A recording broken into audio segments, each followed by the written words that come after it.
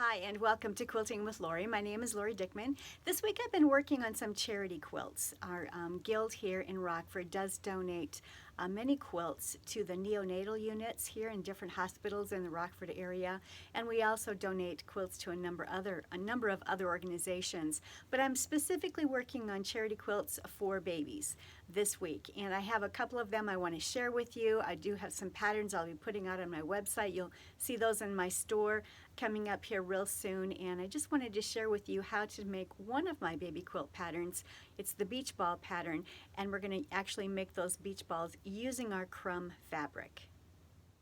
First of all, I would like to share with you a couple of the other patterns. None of these have been quilted yet. I do have customer quilt on my long arms, so these will get quilted later, but this is one of the patterns that I've designed. This is a very nice, bright pattern for a child. And that is one that I will have up on my website store here coming up in another week or so. And here is a second one that I've designed.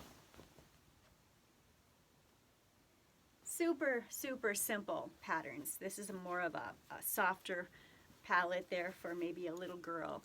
But all of these quilts that you're going to be seeing here today come from my stash. I have not purchased any fabrics at all. I'm trying to use up what I have, and I have such a great amount of stash, not only things that I've purchased myself, but so much stash that I have received from friends.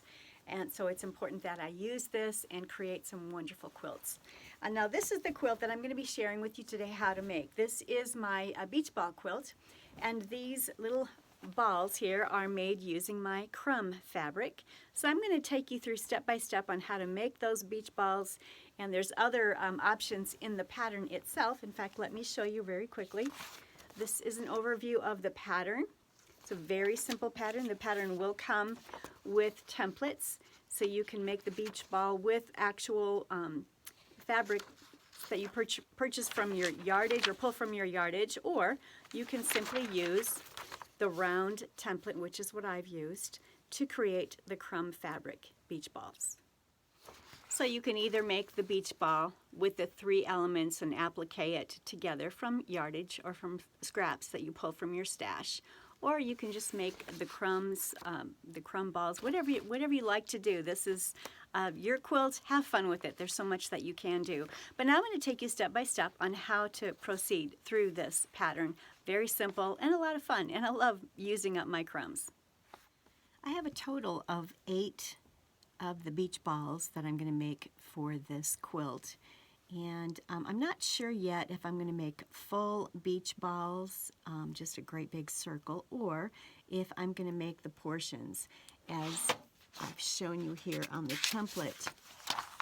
You can make a full beach ball from this pattern, or you can make the elements to the beach ball and then sew them together. So I'm just going to get started right now with these crumbs, and I have about, I guess I have 3 of them here that I've started piecing together. And I'm just starting with 2 pieces of fabric that fit together, and I'm going to start with 8 of these. I'm just going to keep sewing them together to begin my crumbs, and I'm actually just making crumb fabric, and I'll make a total of 8 of these. I'll start with this, and then I'm just going to keep adding fabric as I go, and I'll do this in fast motion because this is kind of boring to watch this, but I want you to see how I'm going to put these together.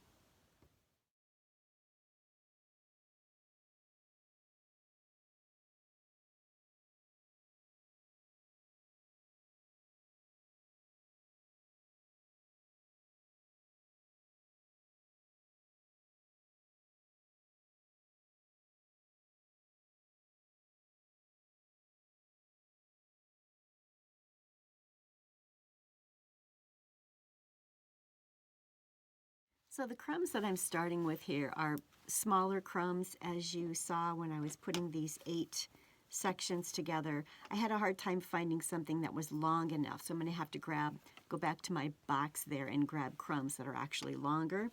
But here is what I've created so far.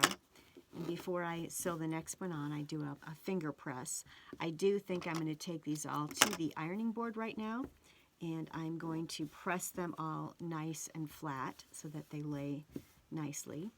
I'm also going to get, before I come back to start sewing again, I'm going to get some longer pieces of crumbs that will actually fit on these. So here's my new pile of crumbs from my container there, and these are all a little bit longer, so hopefully I'll be able to add them to my sections. And then these are the 8 sections that I have created.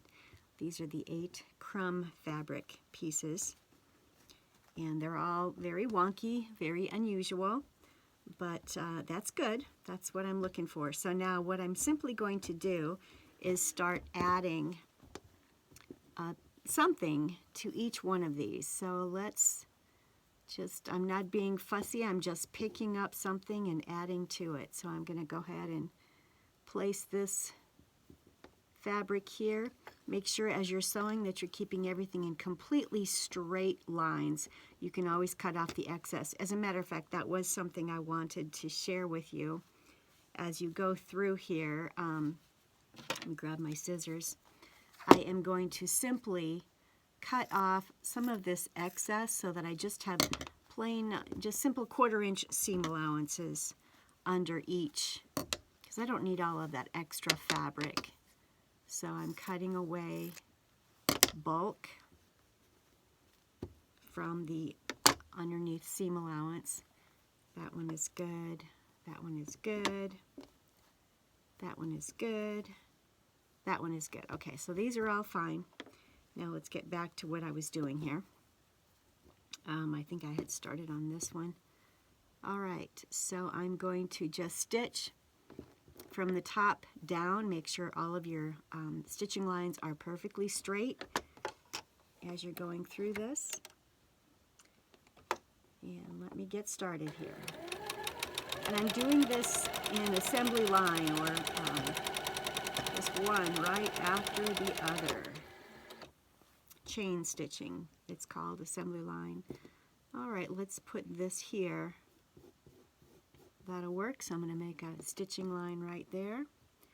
I don't think you can see my sewing machine. Let me move this up a little bit. There we go.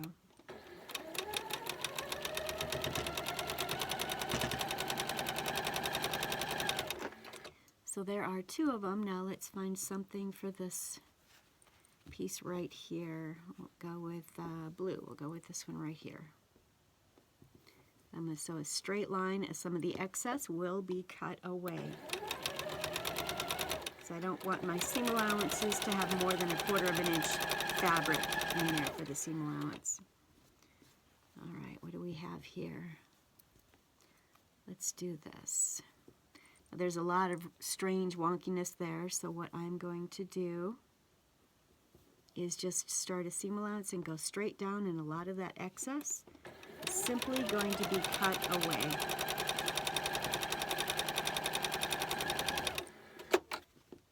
This is just a great way to use up fabric, especially all these wonky, scrappy pieces here. Whoops. Looks like I might be out of bobbin thread here. Actually, it looks like I still have some. My machine just wants to alert me.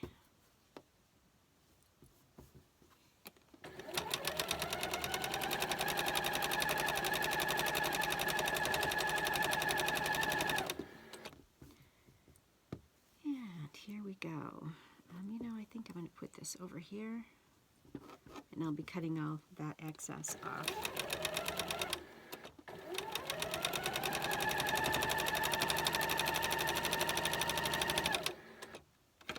So I'm working in 8 sections at a time.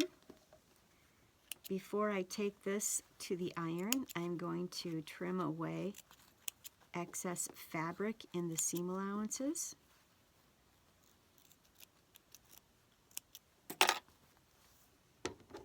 That looks good. Let me just cut that away. I like to finger press, and then I'll take it over to the iron and get it pressed properly. There's 2 of them. This one needs some And I'm just eyeballing it. I'm not getting real fussy about that 1/4 inch. Getting rid of this excess here. There we go. Get rid of that right there. There we go. Getting rid of this excess.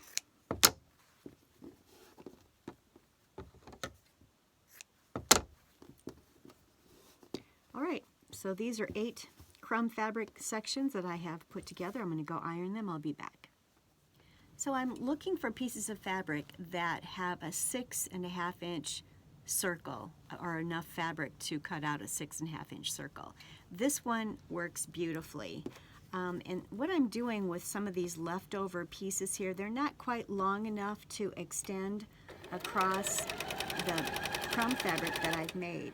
So I'm literally taking some of the crumbs and sewing them together to create something that's long enough that will extend all up and down the section of the crumb, as you see here.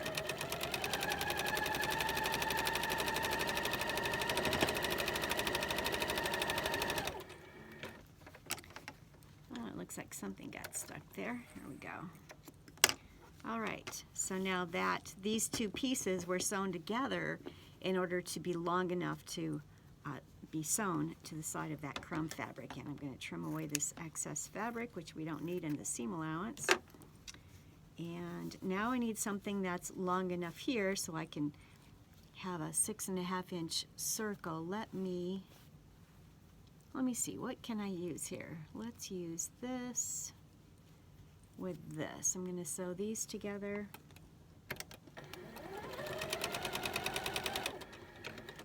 It's really quite fun just to be crazy about what you put together as you are sewing your crumb fabric. The wilder the better, right?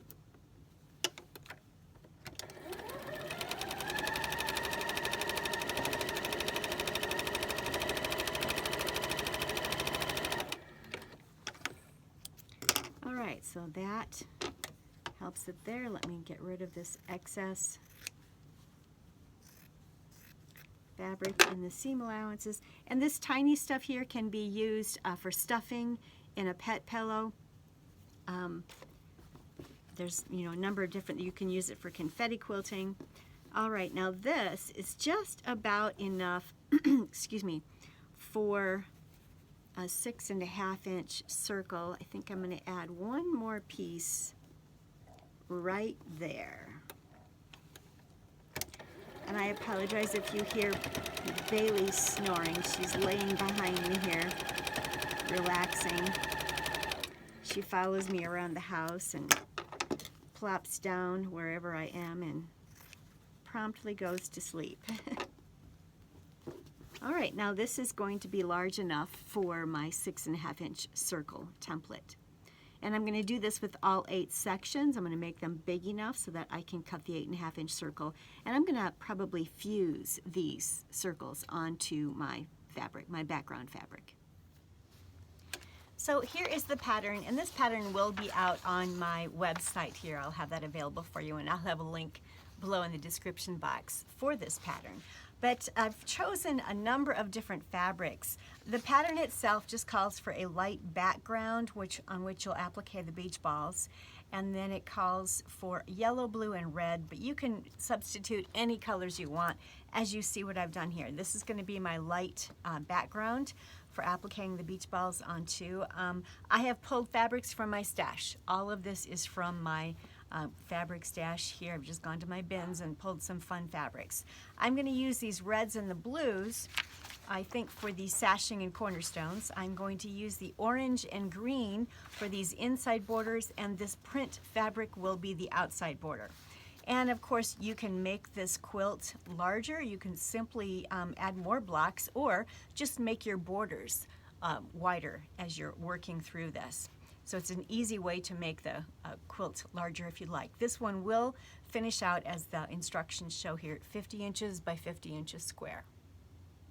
All right, so you've seen me make the crumb fabric, And I have 8 different pieces that are at least 6.5 inches wide so that I can trace my template onto them. I am using a double adhesive. There's paper on both sides. I traced my circle.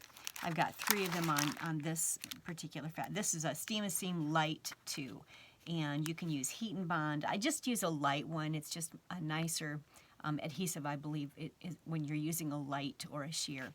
And Misty Fuse, you can use that. Soft Fuse. There's so many adhesives out there, but just use your favorite. And I think it's best to use the type that has paper on both sides. Trace your circles. Either use a saucer or the templates that I provide in the pattern. And then what you can do is loosely cut around those circles and place them on, press them onto the wrong side of the fabric. And then what you'll do is cut it on the line as I've done here, and then remove the paper from that. So these have not been done. I need to go take care of that. So I'm going to cut out the rest of my circles. I want to leave as much of that line as possible all the way around so the fuses all the way to the edge. So I'm going to get those cut out, have them pressed to the wrong side of each of these leftover. I think I have 4 here that I still have to fuse, and then I'm going to cut them out and I'll bring them back to the tabletop. I have fused the circles onto the last 4 of my crumb fabric. Wrong side, I've fused it onto the wrong side. And now what I'm going to do is simply cut it out on the line.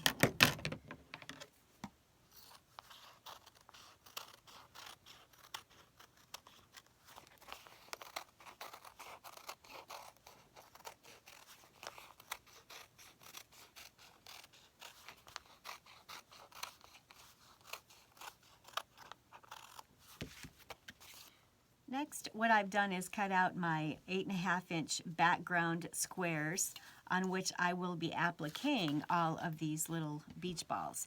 So I've removed the fused paper from the wrong side so I can feel the adhesive there. What you do want to do is make a crease across these so that, and match those creases up. That will help you to be able to align it on your square. And I've creased the squares as well, vertically and horizontally. And now I can simply line up those creases on my fabric. And then I can pin it down or just push it down until I take it to the iron. It's definitely removable, and I can reposition it if I need to, but and I can reposition it until I press it. So it is ready to go. This one is ready to go. I did pin it. It's not necessary, but I did. And I'm going to do that with all of these beach balls. I'm going to center them on each one of the background squares. Then I'm going to set up my sewing machine to applique around the outside edge. So I do have all of my beach balls ready to be appliqued. These are the Crumb beach balls that I have made. And I just used the circle template for that. Now, let's say you do want your beach ball to have the 3 elements to it. You can certainly make crumb fabric and go ahead and trace out these elements onto the crumb fabric. You can actually piece it together. There is a 1/4 inch seam allowance included in all 3 of these elements so that you can piece it together if you choose. Or maybe you'd like these 2 outer sections to be crumb fabric and the center section to be a plain fabric so it sets off the beach ball. There's so many things you can do. Or the pattern itself just calls for a blue, a red, and a yellow. Do whatever you like. There's so many things that you can do with this pattern. Be creative and have fun. If you would like to use a crumb fabric for these outside sections and a different fabric here, you can certainly fuse the adhesive to the back of each of these as well. And then just when you place them on your background square, just make sure that you butt them all up beautifully. And then you'll applique not only all the way around the circle, but you'll also applique in the center to secure all 3 elements together. So there's many ways you can do this. Before I take you to my machine and show you how I'm going to applique these, I did want to let you know that I have my sashings, my cornerstones, and the squares, the 4.5-inch squares cut out that I'm going to use to make the 4 patches. And the instructions in the pattern give you all the details on what you need. And I've cut out a variety of colors. It's going to be a very, very colorful baby quilt. Then I found a nice, beautiful red, bright red rayon embroidery thread upstairs that I'm going to be using this on my machine to applique this the beach balls onto the background fabric. Before I begin to applique this, one other thing I want to point out, this light background fabric that I'm using is a very lightweight cotton. It's not a typical quilter's cotton, so I know I'm going to have issues with it appliquing. It's going to pull into the applique. So what I'm going to do, and what I have done, is fused a very sheer interfacing on the back of every one of these blocks. What I like to use is, I purchased a bunch of these a few years ago on Amazon. They're Pellon PLF36 fusible interfacing. They're very lightweight, very sheer, very lightweight, and I love to use these for a lot of my applique projects. It just helps to keep the background stable so you don't have any issues when you're appliquing. So now I'm going to go over and do the applique. All right, as you can see here, I've started my applique stitch all the way around the outside edge. On this first block, I have left my cream-colored or off-white bobbin thread in, and I think I'm going to change that on the next block to a red bobbin thread. There's just a few places where it's peeking. I guess it's not. It's not peeking up. I thought that it was. Looks good. I might just be able to leave it as it is. You can always make adjustments to your pressure or the tension.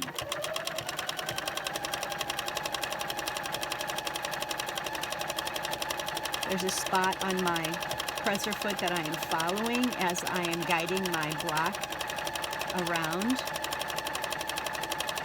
Trying to maintain it so that the stitches fall right on the edge somewhere over here. I kind of messed that up. I think that was when I stopped and chatted with you.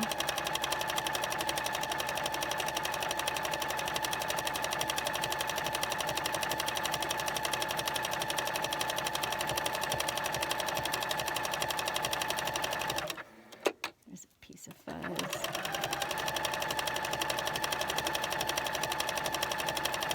I should be upstairs using my brand new Janome Horizon machine. That would be just beautiful for this, but I just wanted to quickly get these done down here for you today. Now all right.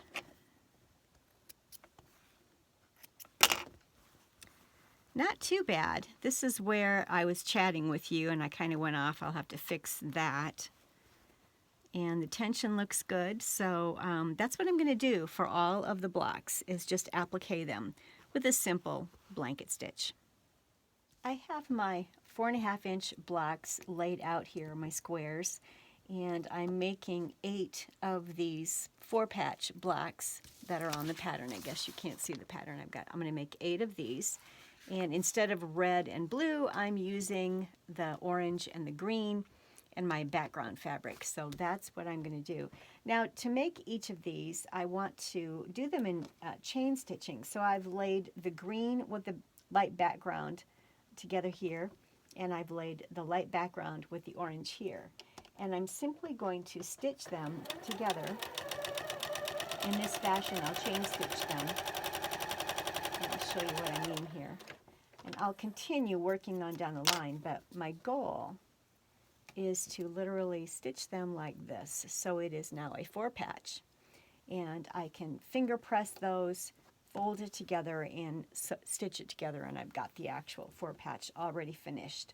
So my goal here is to simply keep arranging it as I'm working. So I'm going to start with the green on the bottom, the light background on the top, if I can get it apart. I'll lay that like that. That will get stitched. Then I'm going to put the light background on the bottom with the orange on the top. And that's how I'll continue stitching all of these blocks.